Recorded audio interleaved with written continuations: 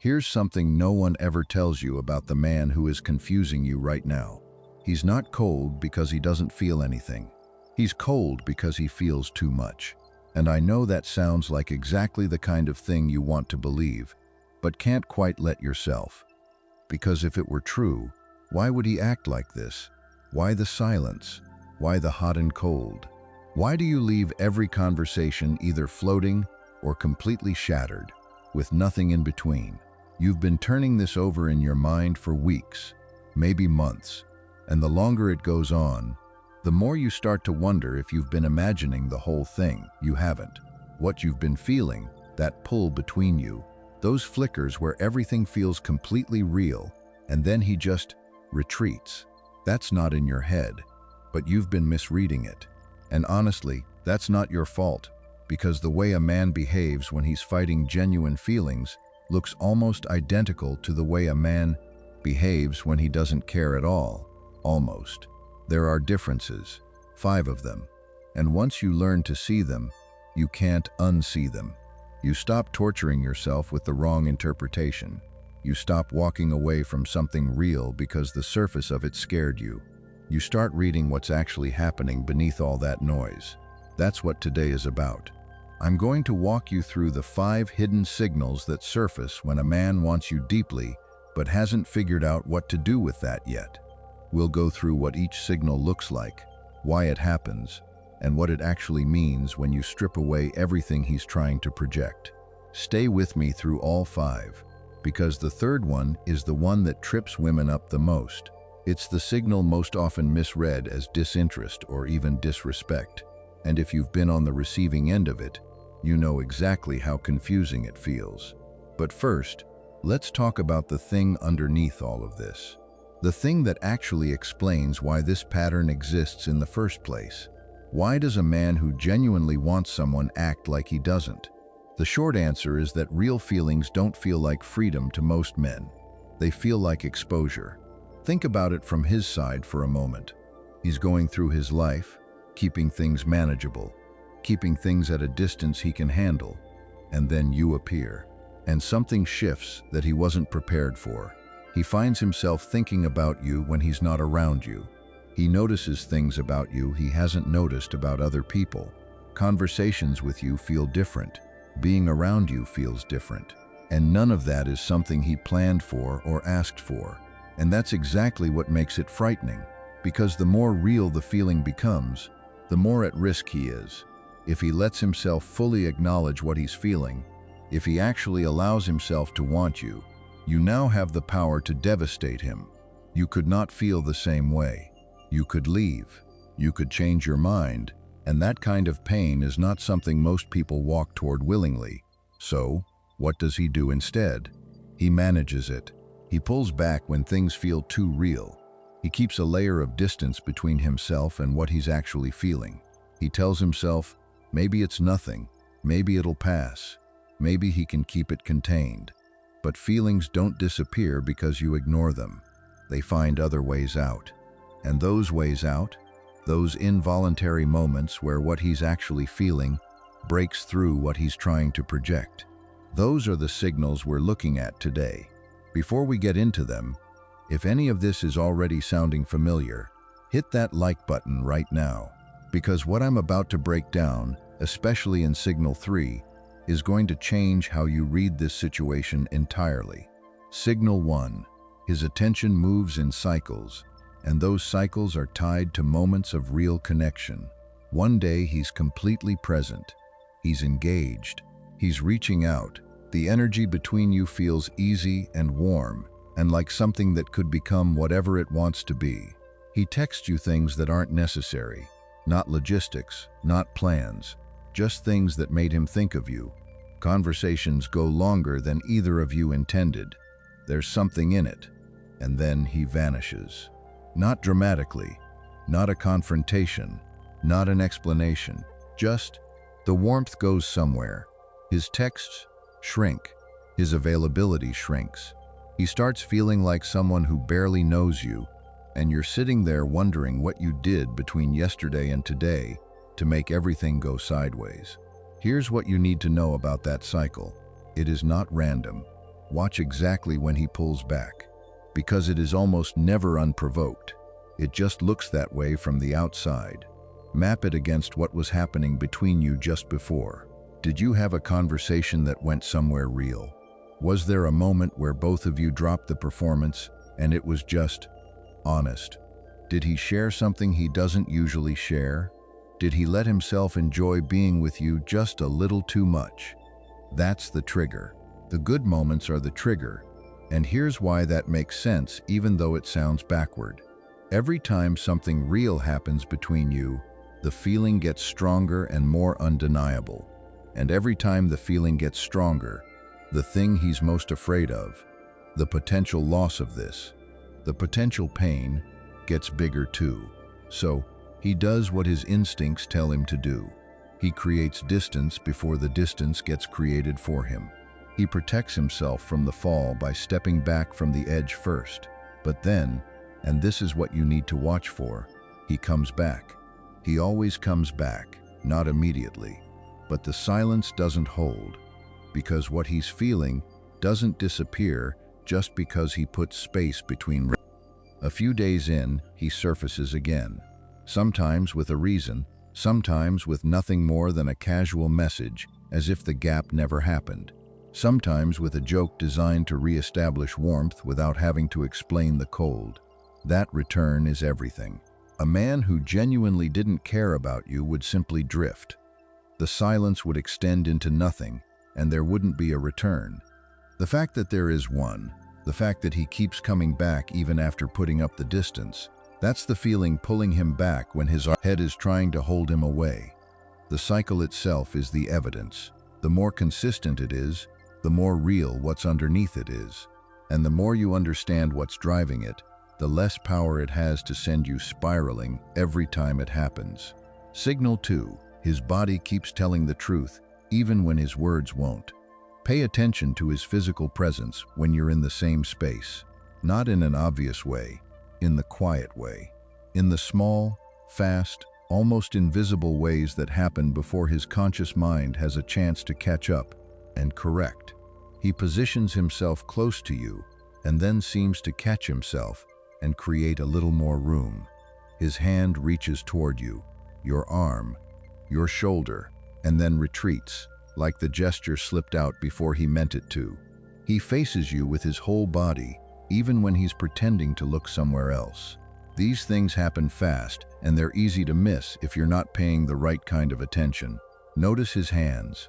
When someone is managing a feeling they haven't acknowledged, when they're nervous in a way that isn't about fear but about care, about mattering, about wanting to be received well, their hands betray it. They run through their hair. They find the back of their neck. They fidget with something small. They can't find a natural resting place. That restlessness is the body trying to process what the mind is refusing to sit with. His feet will tell you something most people never think to check.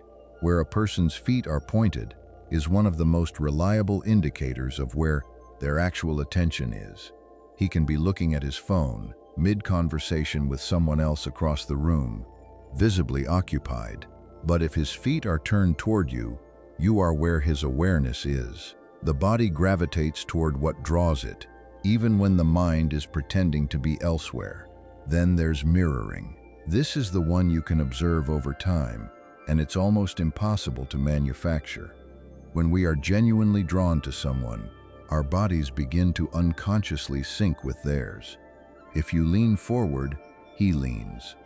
If you shift position, he adjusts. If you slow your pace, his slows too. It happens below the level of awareness, which is exactly what makes it so revealing.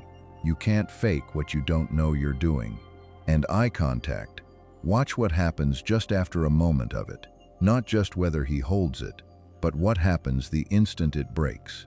Does he look away too quickly, like he got caught doing something he wasn't supposed to? Does there seem to be a system in place, a deliberate management of how long and how often he lets himself look directly at you? That control, that self-conscious regulation of something as simple as a look, is a man who is very aware of what he's feeling and very committed to not showing it. But the body doesn't cooperate. The body always keeps going. Signal 3. The sharper his edges, the deeper his feelings. This is the one. This is the signal that has probably confused you the most, and it's the reason I said to stay close. He gives you a harder time than he gives other people. More teasing, more sarcasm, more challenges. He questions things you say. He rolls his eyes at your enthusiasm. He makes comments at your expense, more than he makes them at anyone else's. And you've probably filed this away as evidence that he doesn't take you seriously, or that he sees you as a friend at best, or that for some reason you specifically bring out a dismissiveness in him that he doesn't direct at others. Here is what's actually happening. The sincerity feels like exposure. When someone has real feelings, the kind that are big enough to be frightening, being genuine becomes one of the hardest things to do. Because genuine means visible, and visible means vulnerable, and vulnerable means the possibility of getting hurt. So instead, they deflect. They take what's warm and real inside and redirect it through humor, through challenge, through sarcasm, things that let them engage with you intensely without ever having to be real about why they can't stop engaging with you. He can tease you for 20 minutes straight and never once say anything that makes him vulnerable, and yet he's been fully focused on you the entire time. The teasing is a bridge he builds because he can't yet walk the direct route.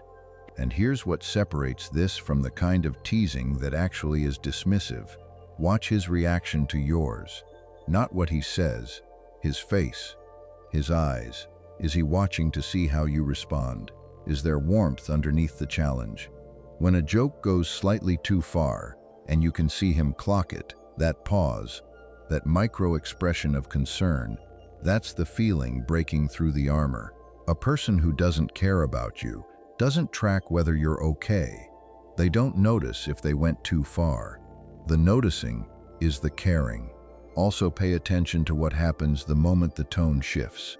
When you say something real, something honest, something that comes from a deeper place than the usual banter, watch if the sarcasm drops.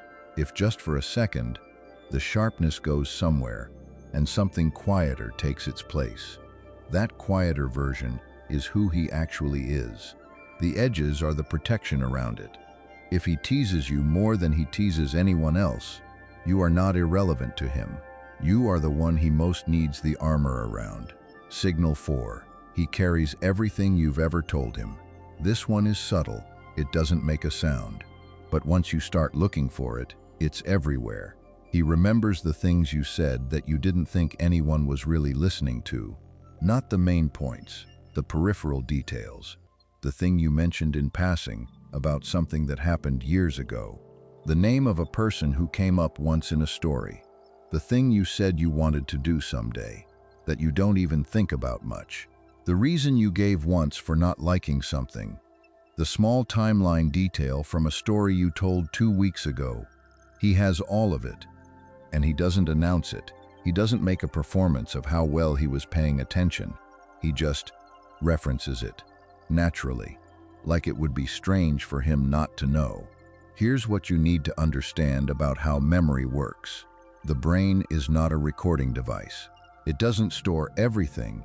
It stores what is assigned value, and the thing that assigns value is emotion. We remember what matters to us. We lose what doesn't. So the fact that this man is carrying a detailed record of everything you've ever said, not the highlights, the throwaway details, the things you mentioned without thinking they'd stick, means his brain has tagged all of it as important. And his brain only does that for things he genuinely cares about. You cannot manufacture this. You can remind yourself to seem attentive. You cannot force your memory to retain things about someone who hasn't gotten under your skin. The retention is the feeling, made visible. And then notice what he does with what he's stored. Because sometimes it goes a step further. He doesn't just remember, he acts on it. You mentioned once that you've been meaning to try something, and he finds a way to make that happen. You said your week was going to be exhausting, and he checks in at the exact right moment. You told him about something you've been working toward, And weeks later he brings it up and actually wants to know how it's going. That's not small. That's someone who took you seriously enough to listen deeply and then do something with what they heard. That's someone who expresses care through action, because saying it directly still feels like too much to risk. Signal 5. He becomes a different person when you're in the room, and he can't fully stop it. You've seen him in other contexts. Easy with his friends, comfortable in groups, someone who knows how to hold himself, how to move through a room, how to be at ease. And then you're there, and something changes. There's a current running underneath him that isn't there otherwise. He holds himself a little more carefully. He's more deliberate about what he says. He adjusts his appearance in ways that are too small and too consistent to be accidental. He's aware of himself in a way he isn't with other people, which means he's aware of you in a way he isn't with other people. He cares what you think, and when someone who is fighting their feelings cares what you think, it bleeds through everything, even when they're working hard to keep it contained. But the clearest signal, the one with almost no room for alternative interpretation, is what happens to him when another man enters the conversation. It doesn't have to be significant. It can be entirely offhand. You mention a guy from work, a friend of a friend, someone who texted you. It doesn't matter the context. The moment another man appears in the conversation, something shifts in him. Maybe he gets quiet for a beat where there was no reason for quiet. Maybe something in his expression changes just slightly. Maybe he makes a joke about it, but the joke doesn't quite land the way his jokes usually do, because there's something underneath it that the lightness can't fully cover. Maybe he asks a question he has no real right to ask, but asks anyway. He has no claim on you. He knows this. Whatever this is between you hasn't been named, hasn't been committed to, hasn't been made official in any way. There is no reasonable grounds for what he's feeling in that moment, and yet he feels it. That involuntary response, that shift, however small, however quickly he tries to smooth it over, is not something that can be manufactured or performed. You do not react that way to people who don't matter to you. You do not track the presence of other men in someone's life if that someone hasn't found a way into yours. The reaction itself is the answer, whether he's ready to give it or not. Watch also what happens in shared social spaces where other men are present around you. Does he position himself physically close without making it obvious? Does he become sharper, more expressive, more present than he usually is in groups? Does he find excuses to stay near whatever conversation you're part of? That's someone who is aware of the competition without acknowledging the competition, because acknowledging it would mean acknowledging why it bothers him. Now here's where I need you to really stay with me, because this next part is the part that most women get wrong, and getting it wrong can undo everything. What you actually do when a man is in this place. The most common mistake is forcing the conversation too soon. The moment you have enough certainty, enough signals, enough evidence, the impulse is to just say it, to name what's happening, to ask him where this is going, what he wants, how he feels, to get clarity. I understand why. The uncertainty is exhausting. The not knowing is genuinely painful. And part of you is afraid that if you don't say something, this will just go on forever without ever becoming anything real. But here's what happens when you force clarity on a man who isn't ready to be vulnerable. He doesn't rise to meet you, he retreats. Not because he doesn't feel what you're saying he feels, but because the direct confrontation with it is exactly what his entire internal system has been trying to avoid. You've walked straight into the thing he's been managing around, and the result is almost always withdrawal. The second mistake is the opposite, going cold, going silent, waiting for him to prove it. Sometimes this creates urgency, but if his fear is already running the show, the silence just confirms his worst assumption, that you are going to pull away eventually, and he was right not to let himself go all the way in. So what actually works? The first thing is steadiness. When he runs hot and then cold, the most powerful response is to stay even. Not cold, not chasing, not demanding answers, just grounded, present when he's present, unbothered when he retreats. What this communicates is something his fear can't argue with. It says, I'm not going to punish you for having walls. I'm also not going to collapse every time the temperature drops between us. I know who I am, regardless of where you are on any given day. That consistency quietly dismantles the narrative his fear has been writing about you. The fear says, if you let yourself want her, she'll hurt you. You keep showing up, steady, real, unaffected by his unpredictability, and the evidence starts not matching the story. The second thing is giving space without disappearing. When he pulls back, let the space be there. Don't flood it with questions or texts or manufactured reasons to reach out. But don't go dark either. After a day or two, come back with something light. Something with no weight attached to it. A thought that made you think of him. A shared joke that came up. Something you genuinely wanted to share. You're not addressing the gap. You're not dragging him back. You're just adding something small and real to his day. What this communicates is powerful. It says, I don't need you to manage my emotions. I'm not sitting in the silence unraveling. I'm living my life, and part of my life includes thinking of you.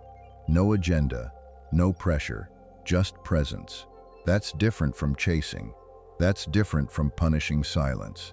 That's exactly the space where his walls are at their most negotiable. The third thing is being vulnerable first, but lightly, not heavy, not a flood, not everything at once. One real thing, said naturally, in a moment that fits it, a fear you're holding, a thing you're working toward, an honest thought about something that matters to you. You're not making it a moment. You're just letting him see a layer of you that exists beneath the surface. This does two things simultaneously. It shows him who you actually are beyond the version he's been keeping at arm's length. And it shows him what vulnerability looks like when it doesn't lead to catastrophe, when someone is real and the world doesn't end. Most people are waiting for someone else to go first. When you do, quietly, without making it dramatic, it opens a door. And the final piece, the one most women underestimate more than any other. Live your actual life, not strategically, not to create jealousy or urgency or anything manufactured. Live your life because it belongs to you, with or without this situation resolved. When he sees that you are not waiting for him to figure himself out, when he watches you being full and present in your own world, when he realizes that you are not holding your life in suspension pending his clarity, something changes in him. The fear of losing you begins to outweigh the fear of being real with you. And that's the only way his walls actually come down. Not because you pushed hard enough, not because you said exactly the right thing, but because he made a decision that what he might lose was worth more than what he was protecting himself from. That's the shift you're waiting for. And now you know how to create the conditions for it. Once you see all of this clearly, once you understand the mechanics behind the cold days and the careful eyes and the memories that run deeper than they should, you can't misread it anymore. The distance makes sense. The inconsistency makes sense. The sharp comments and the body that can't stop pointing toward you, and the detail he remembered from 3 weeks ago. It all becomes readable. It becomes evidence instead of confusion. You stop spiraling. You stop convincing yourself you imagined it. You stop walking away from something real because the surface of it felt like nothing. And instead, you see it. The man who is right there, right on the edge, just waiting for the moment it becomes safe enough to stop fighting. If this resonated with something you've been carrying, come find your people at Silent Resonance. This is the community where we explore these hidden truths every week. Hit subscribe so you're here for what's coming next. Because next week, we're going into the moment everything shifts. What to do when he finally stops fighting, and what it looks like when the walls actually come down. You don't want to miss that one.